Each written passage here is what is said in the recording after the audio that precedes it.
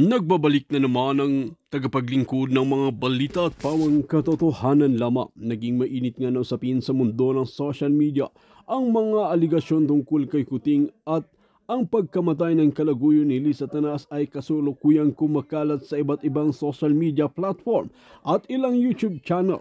Gayunpaman, mahalagang tandaan na ang mga impormasyong ito ay hindi pa napapatunayan at maaaring bahagi ng haka-haka o maling impormasyon. Ito nga ang talagang sinasabi ng mga biased mainstream media sa kasalukuyan. Talagang pinatunayan nga na talagang pinahahanting nga ni Kuting ng Norte ang mga ito dahil talagang ayaw nilang malaman pa ang kagagawan at kababalaghan na ginagawa ng kanyang asawa na si Liza Tanas.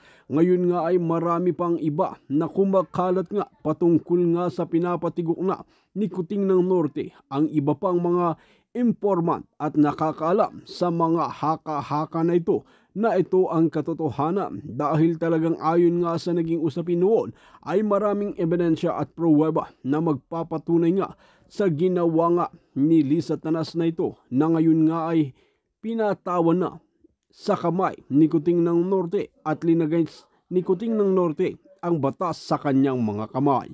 Mga kaibigan, para nga sa karagdagang impormasyon, panoorin nga natin ang buong video at kung bago ka lamang sa aking channel, huwag kalimutan i-click ang subscribe button at notification bell para lagi kang updated sa ating mga bagong video.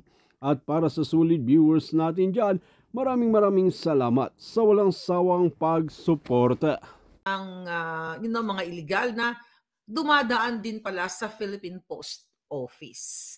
Imagine ninyo, mga kababayan, sa panahon even before, 'di ba? Hindi natin na masyado naririnig yung Philippine Post Office dahil nga wala nang masyadong nagpapadala diyan kung tutuusin dahil nga sa talamak o notorious na reputation ng Philippine Post Office na binubuksan nila yung mga parcel ninyo, yung mga package, mga sulat, Christmas cards and everything. Ako, kinalakihan ko na yan na hindi talaga magandang reputation ng Philippine Post Office. Pero ngayong araw na ito, mga kababayan, gusto ko lang i-share sa inyo ang nagbigay sa atin ng impormasyon, ang ating puting ahas mula mismo sa Post Office. Sabi ko sa inyo, pinapakinggan tayo ng ating mga palangga na nasa gobyerno na meron pang natitirang pagmamahal sa ating bayan. So napag-alaman natin, mga palangga, na ang postmaster na sa kasalukuyan, ito ay kasabwat. Ayon sa ating source, okay, allegedly, kasabwat ni Liza Tanas, ni Bangag Jr., ni Lucas Bersamin, Executive Secretary, at yung sidekick ni Liza Tanas na si Elaine Masukat na nabanggit na rin natin yan sa vlog natin. Ano ba ang nangyari? Para sa inyong kaalaman, okay, nakakagalit, mga palangga. I don't know kung sasaya ba ang ating New Year and everything, di ba? Of course not. Kasi, nung last year of 2023, ay inappoint ni Bangag Jr. ang kanilang kasabwat na nagde-deliver ng multi-milyong piso, although hindi naman talagang kumikita yung Philippine Post Office na yan, pero may pera pa rin dyan. So ayon sa ating source, mga kababayan, inappoint ni Bangag Jr. si Mr. Luis Carlos. Okay? Inappoint siya as in April 2023 ay inappoint siya as acting postmaster general and CEO.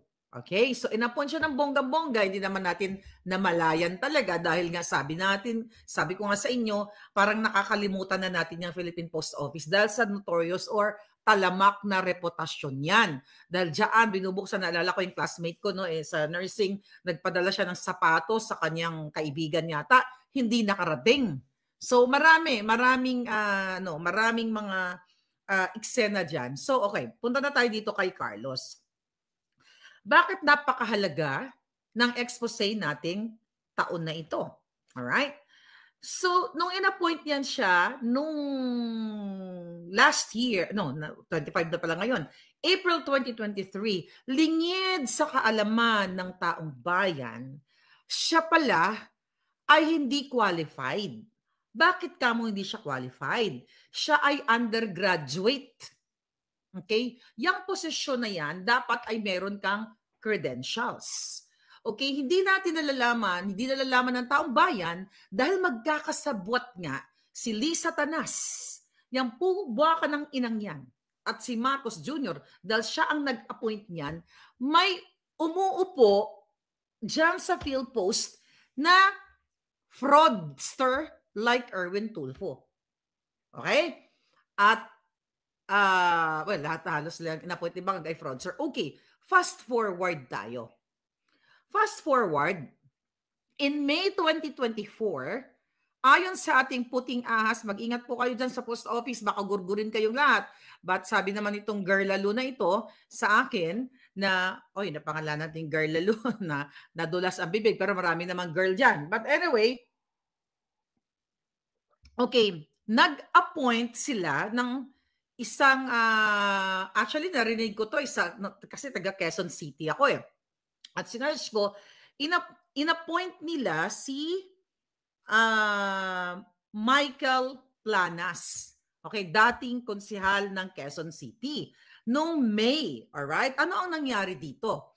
So noong May ay may in-appoint na certain Michael or Mike Planas, ginugel natin siya at siya in-appoint nung May. Okay, May 18. Yeah, May 18 at sinesearch natin ang kanyang alindog. Shout out naman sa iyo, sir. Baka naman baka gusto mo namang magpa-interview dito. Pero kasi ang eksena, mga kababayan, in-appoint ng May siya as director. Okay? Dahil lang. As chairman. Okay? So, nung in-appoint siya ng bonggang-bongga, alam nyo ba kung ano ang nangyari dito sa taong ito?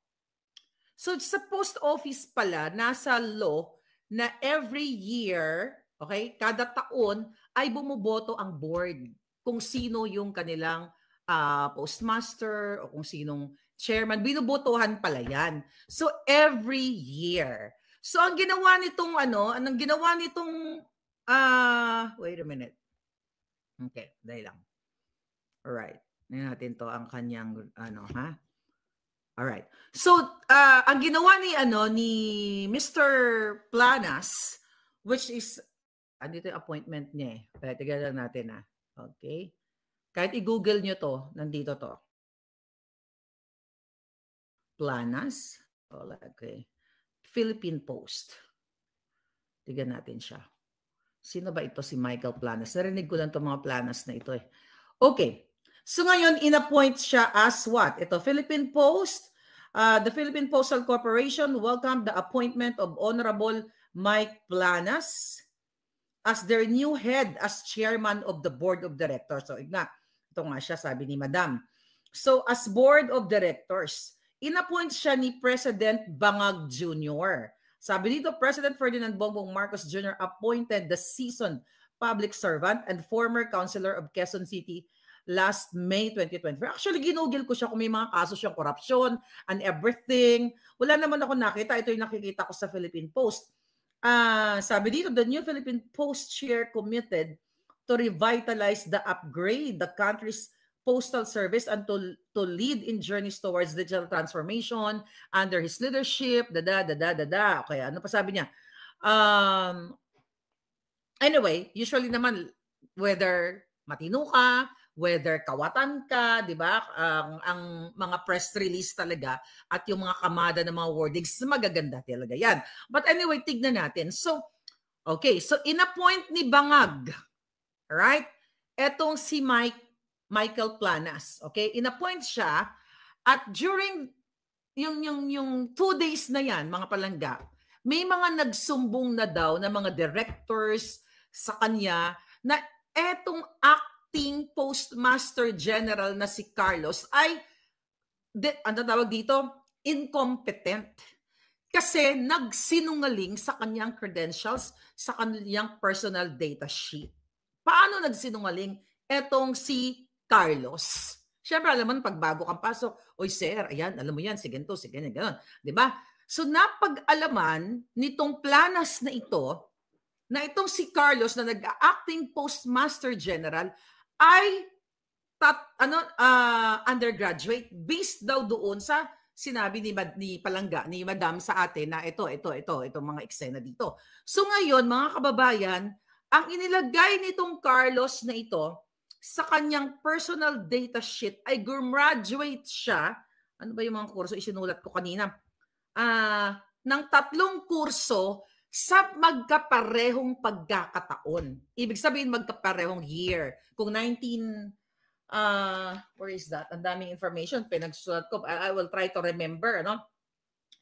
Okay. Asan yung ano niya? Okay. Where is that? School. Teka. Madali lang. Hanapin lang natin yung eskwelahan niya. Okay. So nagtapos daw siya ng kurso nun. Sinulat natin yan. Ay, ito. Sinulat natin. Alright. Okay, sabi ni Palangga, ni Madam natin, ang entry nitong si Carlos, mga Palangga, Luis Carlos, at hindi ba kamag-anak to ni Clarita Carlos? Manggigigil talaga kayo. Alam daw ito ni Lisa Tanas. Alam din ni Marcos Jr., alam din ni Bersamin dahil tao nila ito. Alam din ni Masukat na undergraduate at pinagluloko kayo. My God, mga kapalangga. Nagtapos daw siya sa PSBA ng accounting technology. Alright? PSBA. Okay. Anong year to? Walang year. Nakalimutan ko isulat. But anyway, back in the 80s to. 80s, 87 yata kung tama ang pagka-remember ko.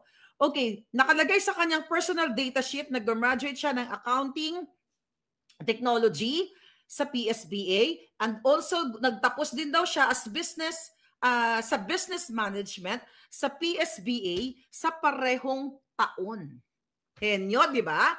Pero mga kababayan, hindi pa nagtatapos ang kanyang pagiging fraudster according to our source. Nilagay din niya sa kanyang personal data sheet na nagtapos din siya sa UST as general engineering.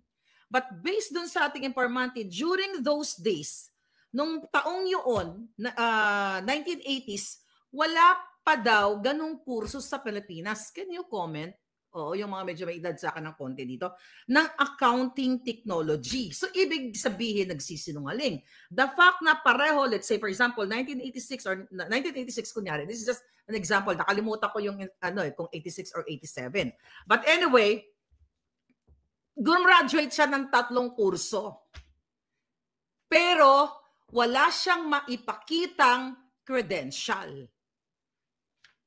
According to our source, nung pumasok daw itong si Planas na ito, dahil may mga nagsabi sa kanya, at saka issue na pala ito doon sa Philippine Post Office. Meron na palang nag-file ng case, hindi lang ito chuchu ng isang, na nagtatrabaho doon, pero may mga nag-file na ng case. I try to remember, I try to process lahat ng information.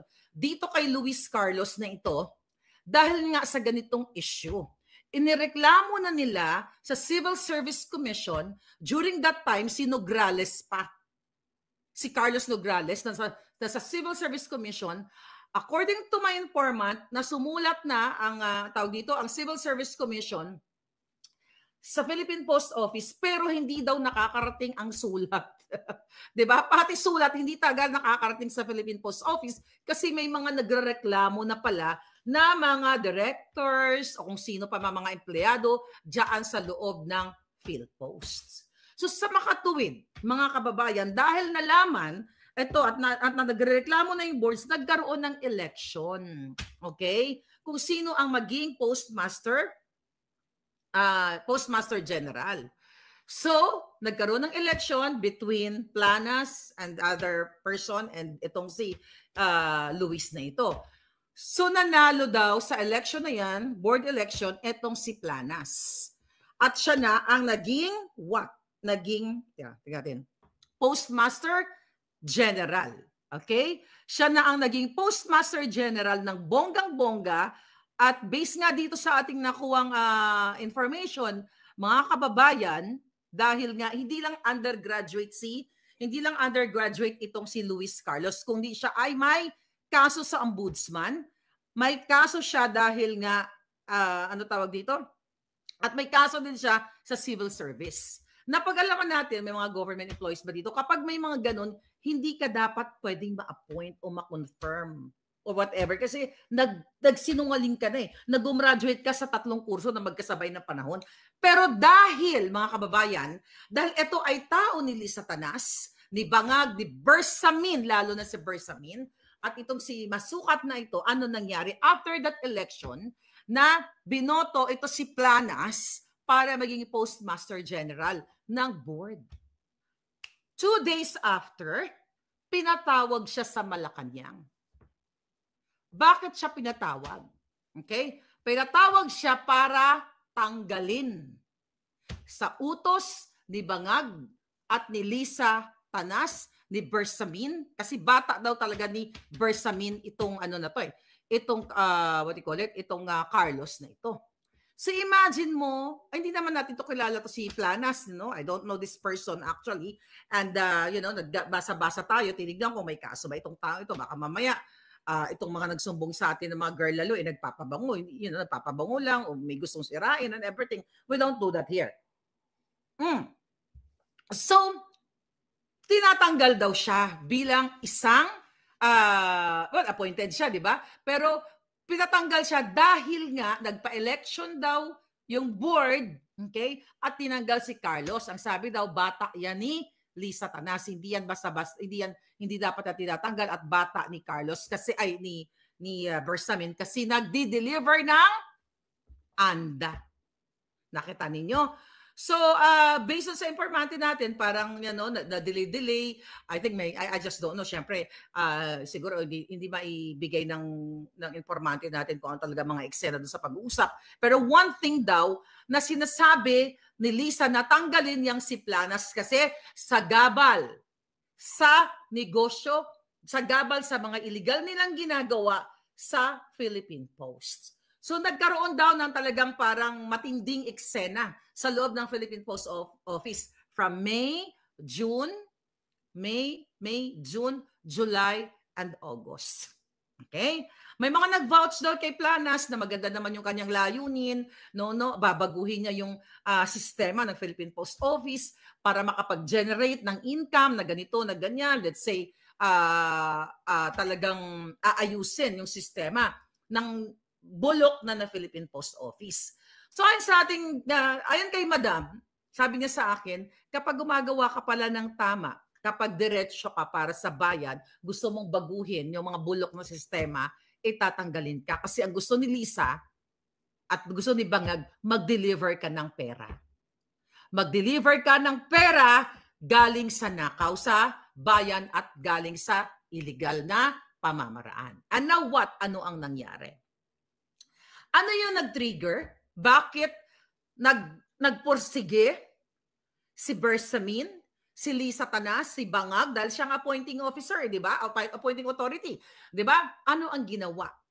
Nakarating, habang nagkakaroon pa ng mga eksena daw sa Philippine Post Office, kasi illegal ang pagtatanggal sa isang inappoint mo dyan sa Philippine Post Office by law. Natatanggalin mo ang isang tao na walang kadahilanan, walang reason. Pwede kang kasuhan, according to my source. So ano nangyari? Bakit daw tatanggalin si Planas? Ni Lisa Tanas, na sila at the first place, I don't know sino ba nag-recommend sa kanya, whatever. Pero in-appoint nila yan eh. Siyempre, di natin alam yung mga in and out yan. Sino nagpumili kay Planas in the first place. Diba? Tapos nung ginawa niya yung tama, tatanggalin siya. Si Marcos din na nag-appoint kay Planas. But later on, ang sabi ng ating source na hindi daw nakuha sa, parang hindi pumayag na mag-deliver. You know, remember that vlog na ang laging tanong ni Lisa, do you think he or she can deliver? So hindi makapag-deliver itong si Planas ng milyon na gusto ng Malacanang, kaya ang ending, naligwak siya ng August. But bago tayo pumunta sa ligwakan, ang nangyari pala dyan, mga palangga, ah, nag ah, binabago niya yung sistemang bulok, na doon yung nagpapabidding sa CCTV ng CCTV para magkaroon ng talagang may CCTV bawat not only sa Philippine Post dyan sa Manila, kundi sa iba pang mga branch sa iba't ibang lugar sa Pilipinas. So may mga ganung klase siyang ginagawa kung paano niya talagang ayusin daw sana ang Philippine Post Office. Kaso ayaw ni Bangag, ayaw ni Lisa Tanas, ayaw ni Bersamin ng maayos ang Philippine Post Office. Kasi kapag may CCTV, makikita ang mga transaksyon. At hindi lang yun. Pumapasok pala ang mga illegal na pulburon, iba't ibang klase. Kush, drogay, kung anong klase drogay, pulburon, asin, kung ano pa man. Basta lahat, meron palang mga pumapasok. Hindi pala meron. Diyan pala ang port of entry ng mga pulburon. Kaya isa sa reason sana na gustong ayusin itong si Planas, nalalagyan ng mga CCTV at para makita kung ano yung mga kung ano yung mga ginagawa ng mga empleyado, sino bang kasabwat and everything. Kaya dahil sa ganong klasing plano niya, according to our source, niligwak ang lolo niyo. O, di ba? Pag gumawa ka talaga nagplano ka pa na, actually, wala pa nga siya ginagawa, di ba? Dahil May, June, July, August, 3 months lang siya. So, yung mga bidding na yon, mga kababayan, ano ang nangyari doon? Kinancel yun.